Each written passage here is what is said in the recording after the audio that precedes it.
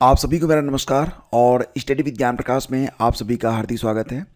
तो फ्रेंड्स, उत्तर प्रदेश लोक सेवा आयोग की ओर से सहायक कुल सचिव यानी कि असिस्टेंट रजिस्ट्रार के लिए कुल मिला के 38 पदों पर विज्ञापन जारी किया गया है और इस पर ऑनलाइन आवेदन की प्रक्रिया वेबसाइट पर स्टार्ट हो चुकी है, जो कि है 28 अगस्त से लेकर 28 सितंबर तक। तो अभ्यर्थी जो कि एलिजिबिलिटी धारित करते हैं वो यहाँ पर आवेदन कर सकते हैं। ध्यान दीजिएगा कि सबसे पहले तो आपको अपना जो OTR है वो कंप्लीट करना पड़ेगा। OTR के बाद आप आवेदन कर पाएंगे। और जो मुख्य मुख्य बातें हैं मैं आपको बता देता हूं यहाँ पर, जैसे कि अगर आप आवेदन करना चाहते हैं तो आपकी जो फीस होगी वो मात्र 225 रुपये आपको शुल्क देना पड़ेगा। चयन प्रक्रिया क्या है, यानी कि सिलेक्शन कैसे होगा, तो मात्र एक परीक्षा होनी है। ठीक है, ध्यान देना कि मात्र एक परीक्षा होगी, लेकिन ये परीक्षा डिस्क्रिप्टिव रहेगी और इसके बाद जो लोग इस परीक्षा में क्वालिफाई करेंगे उनका इंटरव्यू भी करवाया जाएगा। तो बेसिकली जो ये परीक्षा होगी ये डिस्क्रिप्टिव होगी। आगे मैं आपको जानकारी दे रहा हूँ कि इस परीक्षा में क्या क्या पूछा जाएगा। रही बात कि अनारक्षित पदों की संख्या कितनी है, तो कुल मिला के 18 पद हैं जो कि जनरल को मिलेंगे। जनरल के लिए मात्र यहाँ पर 18 पद हैं, क्योंकि पदों की संख्या ही सीमित है तो वही रहेगी, सीटें भी कम हैं। और SC को मिल रही हैं यहाँ पर कुल 7 सीटें हैं। ST को मिल रही हैं, ST के लिए यहाँ पर फिलहाल अभी कोई सीट नहीं है।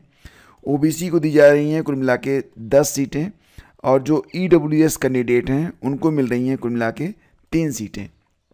तो इस बात का भी आप लोग ध्यान रखिएगा कि सीटों की संख्या क्योंकि बहुत ही लिमिटेड है तो यहाँ पर सीटों के लिए काफ़ी लड़ाई होने वाली है। जनरल को 18, SC को 7, OBC को 10, आर्थिक रूप से कमज़ोर को 3, दिव्यांगजन को 1, भूतपूर्व सैनिक को 1 और महिला के लिए 7 रिक्तियां रिजर्व रखी गई हैं। आरक्षण बिल्कुल उसी प्रकार से लागू होगा जिस प्रकार से अभी तक लागू होता आया है, इसमें कोई बदलाव नहीं किया गया है। और इसी के साथ शैक्षिक अर्हता क्या होगी, तो दोस्तों यहाँ पर जो लोग आवेदन करना चाहते हैं सिंपली अगर वो ग्रेजुएट हैं तो आवेदन कर सकते हैं, लेकिन साथ ही साथ उन्हें हिंदी का अच्छा ज्ञान भी होना चाहिए और किसी राजकीय कार्यालय या विश्वविद्यालय के कार्यालय में 7 साल कार्य करने का अनुभव अगर आपके पास है तब आप आवेदन कर सकते हैं। तो यहाँ पर जो ये ख वाला बिंदु है काफ़ी महत्वपूर्ण है कि किसी राजकीय कार्यालय या विश्वविद्यालय के कार्यालय में न्यूनतम 7 वर्ष का कार्य करने का अनुभव अगर आपके पास है और साथ ही साथ अंग्रेजी और हिंदी दोनों में आलेखन का ज्ञान और लेखा नियमों का ज्ञान हो तो आप यहाँ पर आवेदन कर पाएंगे।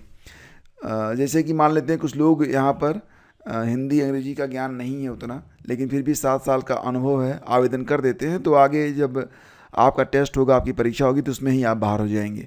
तो इसलिए जब ज्ञान हो तभी करें, अनावश्यक संख्या बढ़ाने का कोई मतलब नहीं, क्योंकि काफ़ी टफ तरीके की परीक्षा यहाँ पर ली जा रही है और कोई प्री की परीक्षा नहीं है। मतलब जो परीक्षा हो रही है सीधे सीधे मेंस के आधार या मेंस की तरह ही हो रही है। तो इसमें क्या क्या पूछा जाएगा यहाँ पर मैं आपको बता देता हूँ। केवल एक लेवल की परीक्षा यहाँ पर करवाई जा रही है। तो यहाँ पर जो पैटर्न है एग्ज़ाम का आप देख लीजिए और इसके बाद जो आवेदन की प्रक्रिया है उसको आप पूरा कर सकते हैं। तो आप यहाँ देखेंगे, ये हो गया आपका परीक्षा योजना और पाठ्यक्रम। तो देखो दोस्तों, यहाँ पर कुल मिला के 3 पेपर आपके होंगे। सामान्य अध्ययन का पेपर होगा, 3 घंटे का समय मिलेगा, 200 अंकों की परीक्षा होगी। सामान्य हिंदी, सारांश आलेखन और निबंध के लिए 3 घंटे का पेपर होगा, दूसरा पेपर जो कि 200 अंकों का होगा।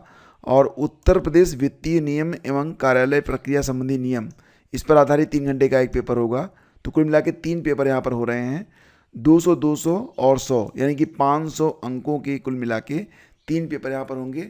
और जो लोग यहाँ पर सफल होंगे उनका व्यक्तित्व परीक्षा साक्षात्कार करवाया जाएगा, इंटरव्यू होगा जो कि 50 नंबर का होगा। तो टोटल जो मेरिट बनेगी वो 550 अंकों के आधार पर तैयार की जाएगी।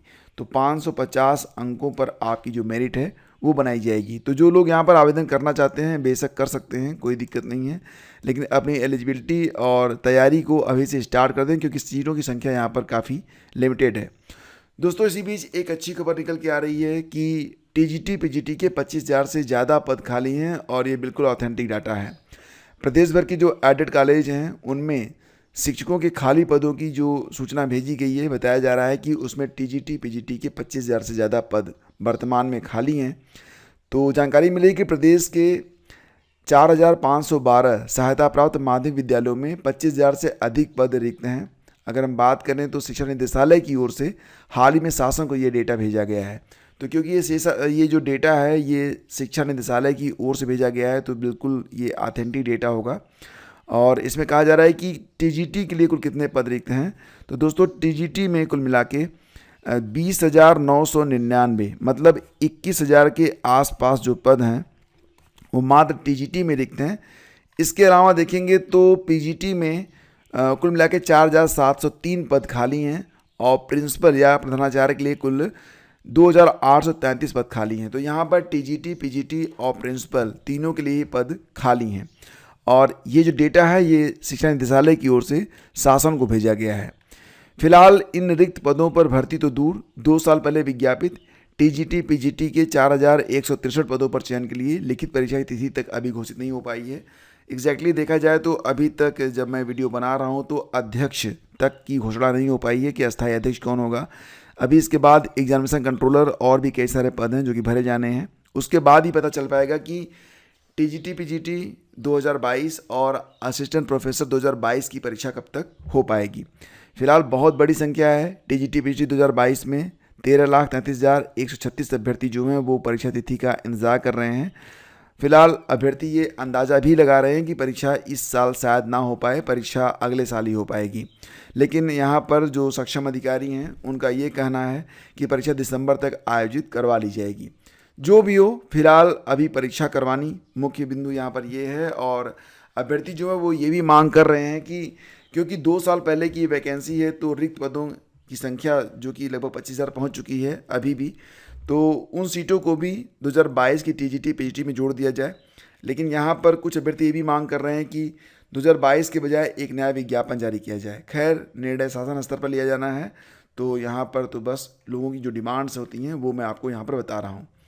देखो दोस्तों, झारखंड में टीईटी परीक्षा के लिए जो ऑनलाइन आवेदन की तिथि थी वो बढ़ा दी गई है। जैसा कि आप लोग जानते हैं, झारखंड में आप सीटीईटी के आधार पर आवेदन नहीं कर सकते हैं। इसके लिए आपको जेटीईटी परीक्षा में शामिल होना ही पड़ेगा। और जानकारी मिल रही है कुल मिला के 44 से 45,000 पदों पर शिक्षक भर्ती आने वाली है और उसमें मात्र वही अभ्यर्थी शामिल होंगे जो कि झारखंड टीईटी परीक्षा में पास आउट होंगे, जो झारखंड टीईटी परीक्षा को पास करेंगे। तो लास्ट डेट जो है बढ़ा दी गई है। आपको बताना चाहेंगे कि लास्ट डेट 29 अगस्त से 30 अगस्त तक बढ़ाई गई है। मतलब 29 और 30 अगस्त को भी आप झारखंड टीईटी के लिए आवेदन कर सकते हैं। भारत के किसी भी राज्य के आप अभ्यर्थी हों, आप आवेदन यहाँ पर कर सकते हैं। तो झारखंड के लिए ये बहुत ही अहम जानकारी है, क्योंकि जानकारी मिल रही है कि लगभग 44-45 हज़ार पदों पर भर्ती भी आने वाली है, जिसमें जेटीईटी वाले ही पार्टिसिपेट करेंगे। वहाँ पर सीटीईटी और अदर स्टेट की टीईटी मान्य नहीं होती है। तो ध्यान दीजिएगा, अगर आप इस भर्ती में इंटरेस्टेड हैं, लगभग 44-45 हज़ार भर्ती आने वाली है, तो आप इस फॉर्म को भर सकते हैं। हाँ, आपका जो कार्य क्षेत्र होगा वो झारखंड रहेगा, रांची। ठीक है, आगे बढ़ते हैं फ्रेंड्स। और देखो, क्योंकि जानकारी मिल रही है, फिलहाल पता नहीं ये हो पाएगा नहीं हो पाएगा, और मुझे नहीं लगता कि होगा क्या, क्योंकि टेलीग्राम पर जो बैन की बात चल रही है। ठीक है, क्योंकि टेलीग्राम पर कई सारी सरकारी संस्थाएं भी हैं और इसे बैन करना इतना आसान नहीं होगा, तो मुश्किल है। लेकिन फिर भी आप लोगों से कहना चाहूँगा कि अगर आप लोग व्हाट्सअप ज्वाइन करते हैं तो आप लोग व्हाट्सअप पर हमसे कनेक्ट हो जाइए, और इसका लिंक मैं आपको वीडियो के डिस्क्रिप्शन में डाल दूंगा। तो वहाँ पर जाकर बस आपको ज्वाइन का बटन दबाना है और आप हमसे व्हाट्सअप पर कनेक्ट हो सकते हैं। लिंक आपको मिल जाएगा पहले कमेंट में और डिस्क्रिप्शन में। तो ज्वाइन जरूर कर लीजिएगा, क्योंकि भविष्य में 1 to 1 बात करने के लिए और बिना यूट्यूब पर आए कुछ वार्ता अगर शेयर करनी है, कुछ चीज़ें शेयर करनी है, कोई पीडीएफ शेयर करनी है, तो यही एकमात्र माध्यम होगा। अगर टेलीग्राम पर कुछ होता है तो वैसे दोनों ही चलते रहें तो बेहतर होगा, आपके लिए भी और हमारे लिए भी। स्टेनोग्राफर भर्ती के 9,327 छात्रों के आवेदन में मिली हैं गलतियाँ। तो देखो, ये 26 जुलाई से लेकर 17 अगस्त तक ऑनलाइन आवेदन लिए गए थे, और अब कुल 9,327 ऐसे फार्म हैं जो कि डिफेक्टिव हैं, और इसके लिए 2 दिन का पोर्टल भी खोला गया था। मतलब 28 तारीख को ये पोर्टल बंद भी हो चुका है। 27 और 28 अगस्त को पोर्टल खोला गया था, और यह प्रक्रिया आगे अन्य भर्तियों में भी चलती रहेगी, ये कहा गया है। तो जैसा कि आप लोग जान रहे हैं कि एसएससी के क्षेत्रीय निदेशक राहुल सचान ने बताया कि अभ्यर्थियों की मोबाइल पर मैसेज और ईमेल भेजकर उनकी गलती बताई गई थी। तो ऐसा नहीं है कि अगर आपके पास मैसेज या ईमेल नहीं आया तो गलती थी। जिन जिन फॉर्मों में गलती थी उनको करेक्ट करवाया गया है। अधिकतर ने संशोधन कर लिया है। इसकी ऑनलाइन परीक्षा अक्टूबर या नवंबर में करवाई जाएगी। परीक्षा 200 अंकों की होगी और 2 घंटे के पेपर में अंग्रेजी, सामान्य अध्ययन और रीजनिंग के प्रश्न पूछे जाएंगे। और देखो दोस्तों, सहायक कुल सचिव के लिए मैंने आपको जानकारी दे दी है। कुल 29 पद हैं और अगर आप आवेदन करना चाहते हैं तो फटाफट आवेदन कर दीजिएगा। पहले तो आपका OTR होगा, OTR के बाद आप आवेदन कर पाएंगे। 7 साल का एक्सपीरियंस मांगा जा रहा है, तो अगर वो आपके पास है तभी आप इसमें आवेदन कर पाएंगे। बाकी परीक्षा योजना, पाठ्यक्रम, कैसे तैयारी करें, बुक्स वगैरह, इसकी जानकारी आपको एक अलग वीडियो में और studyWithGyanPrakash.com पर उपलब्ध करवा दी जाएगी। और ये जो आप PDF देख पा रहे हैं, इस PDF को आप ऑफिशियल वेबसाइट UPPSC की जो है उस पर जाकर भी डाउनलोड कर सकते हैं, या फिर हमारी जो वेबसाइट है स्टडी विद ज्ञान प्रकाश, उस पर भी आपको PDF के साथ साथ बाकी जानकारियाँ उपलब्ध करवा दी गई हैं। तो आज के सेशन को यहीं पे समाप्त करते हैं। उम्मीद करता हूँ ये सेशन आपको अच्छा लगा होगा, तो प्लीज़ इसे लाइक और शेयर जरूर कर देना दोस्तों, क्योंकि आपके सपोर्ट की हमें बहुत ही आवश्यकता है और मैं अग्रिम आभार आप सभी का व्यक्त करता हूँ। Thank you so much. Please do like and share.